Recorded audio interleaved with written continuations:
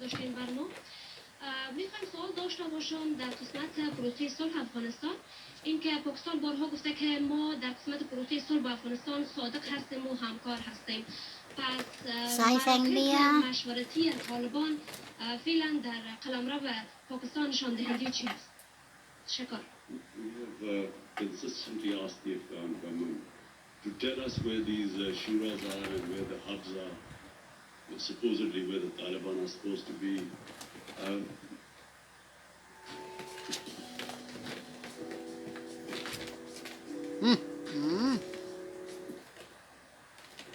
You know, we kept hearing about this when the Americans were conducting operations. There were drone attacks in the tribal areas. Americans were, killing people through drones. So why did they spot this Quetta Shura and so on? Because we've always asked them to tell us where this Quetta Shura and so on. The thing is, if the Taliban meet within the Afghan refugee camps, as I said, one of the refugee camps is over 500,000 people. There's another is 100,000 people and so on. So it's not easy for Pakistan to tell them exactly, who's coming and where. So, this has been asked over and over again, and let me just, in the end, say one thing. The reason why 150,000 NATO troops, the greatest military machine in the history of mankind, the reason why they did not succeed in Afghanistan has nothing to do with Pakistan. It's exactly what the Americans did in Vietnam. When they failed in Vietnam, they blamed, some insurgents from Cambodia or Laos, and they actually bombed Cambodia and completely destabilized Cambodia. But they still didn't make any difference. We were told at one point that the Taliban main sanctuaries were in North Waziristan.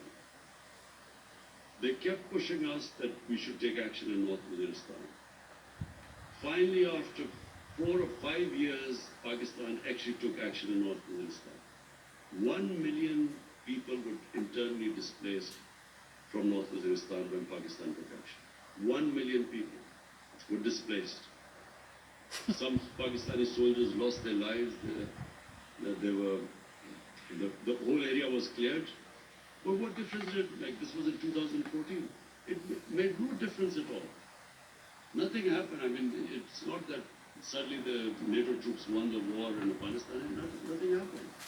So, this blaming for a flawed strategy, surely the Americans should have started talking to the Taliban from a position of strength.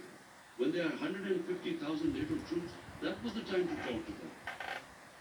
Talking to them when there's an exit date given and when there are a few thousand troops left, how do they expect the Taliban would now compromise? The time to make them compromise or a political settlement was when they were in a position of strength. After Afghanistan is in Taliban, and why do they need Pakistan now? که امریکا د تاسو د غوښتنه وکړي چې